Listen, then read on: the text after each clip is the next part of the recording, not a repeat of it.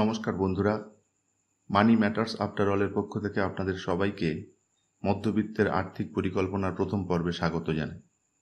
মধ্যবিত্তের আর্থিক পরিকল্পনার প্রসঙ্গে আলোচনার শুরুতেই যে প্রশ্নটার সম্মুখীন হতে হয় সেটি হল, আর্থসামাজিক প্রেক্ষাপটে মধ্যবিত্ত কারা, কারা নিম্নবিত্ত আর কারাই বা উচ্চবিত্ত। যদিও সারা পৃথিবীতে এর কোনো সুনির্দিষ্ট মৌলিক রূপরেখা নেই, তবুও আমরা আমাদের আলোচনার সুবিধার জন্য ভারতবর্ষের প্রেক্ষাপটে আমাদের দেশের আয়কর পরিকাঠামোকে আর্থসামাজিক স্তরবিন্যাসের মানদণ্ড হিসাবে ব্যবহার করব। সেই মতো 2018-19 অর্থবর্ষের সর্বশেষ আয়কর পরিকাঠামো অনুযায়ী যে সকল পরিবারের বার্ষিক আয় 2.5 লক্ষ টাকা পর্যন্ত, আমরা তাদের নিম্নবিত্ত হিসাবে চিহ্নিত করতে পারি, কারণ এই পরিবারগুলিকে কোনো আয়কর প্রদান করতে হয় না। এর পরবর্তী স্তরে যে সকল পরিবারের বার্ষিক আয় 2.5 লক্ষ টাকা থেকে 25 লক্ষ টাকা পর্যন্ত, তাদের আমরা মধ্যবিত্ত হিসাবে চিহ্নিত করতে পারি, কেননা এই পরিবারগুলির মধ্যেই আয়করদাতার সংখ্যা সবচেয়ে বেশি। বাকি যে সকল পরিবারের আয় বার্ষিক 25 লক্ষের অধিক, আমরা তাদের উচ্চবিত্ত হিসাবে চিহ্নিত করব। এদের সংখ্যা তুলনামূলকভাবে অনেক কম। আরেকটি বিষয় এখানে আমাদের মনে রাখতে হবে, সেটি হলো, পরিবার বলতে আমরা সর্বাধিক 6 সদস্যের পরিবারকেই বোঝাবো।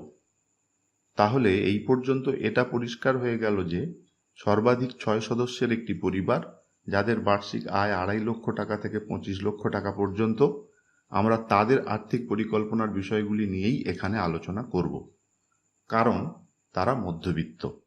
সন্তোষজনক উপার্জন থাকা সত্ত্বেও কেবলমাত্র পরিকল্পনার অভাবে দীর্ঘমেয়াদী ক্ষেত্রে স্থায়ী সম্পদ সৃষ্টিতে মধ্যবিত্ত এই পরিবারগুলিকে সবচেয়ে বেশি বাধার সম্মুখীন হতে হয়। ফলে তারা আত্মবিশ্বাস হারিয়ে ফেলেন এবং আর্থিক সমৃদ্ধির সুযোগ থেকে বঞ্চিত হন। আমাদের চ্যানেলের উদ্দেশ্যই হল মধ্যবিত্ত পরিবারগুলিকে সেই বাধাগুলি অতিক্রম করতে সাহায্য করা। আসুন এবার দেখে নেওয়া যাক আর্থিক পরিকল্পনার বিষয়টি আসলে কী।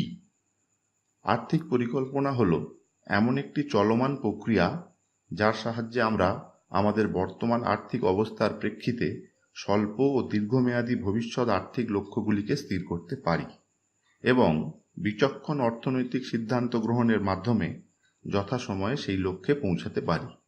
অর্থাৎ প্রতিটি আর্থিক পরিকল্পনার মুখ্য উদ্দেশ্য হবে আমাদের বর্তমান আর্থিক অবস্থার যথাযথ মূল্যায়ন করা, তার উপর ভিত্তি করে ভবিষ্যতের আর্থিক লক্ষ্য স্থির করা, সেগুলিকে মাথায় রেখে সঠিক সময়ে সঠিক অর্থনৈতিক সিদ্ধান্ত গ্রহণ করা, যেগুলির বাস্তবায়নের দ্বারা আর্থিক সমৃদ্ধির লক্ষ্যে পৌঁছানো যায়। মধ্যবিত্তের আর্থিক পরিকল্পনার এই মূল উদ্দেশ্যগুলি পূর্ণ করার জন্য আমরা যে পদক্ষেপগুলি গ্রহণ করব সেগুলি হল, প্রথমেই আমরা আমাদের নিজস্ব অর্থনৈতিক স্থিতির মূল্যায়ন কিভাবে করতে হয় তা শিখব।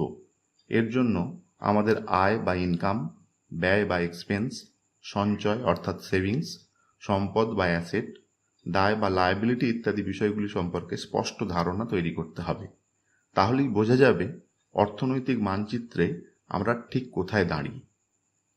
এরপরে আমরা দেখব স্বল্প ও দীর্ঘমেয়াদী ক্ষেত্রে ভবিষ্যতের আর্থিক লক্ষ্য কিভাবে স্থির করতে হয়।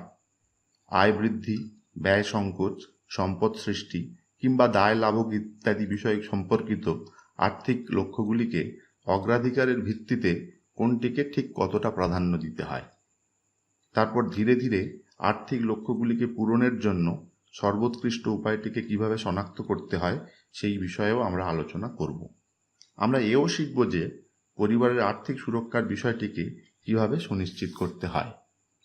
আমাদের চ্যানেলের পরবর্তী পর্বগুলিতে এই বিষয়গুলি নিয়ে আমরা একে একে সবিস্তারে আলোচনা করব, যাতে আপনাদের সুনির্দিষ্ট মৌলিক পরিকল্পনা রূপায়ণ করতে কোনো অসুবিধা না হয়।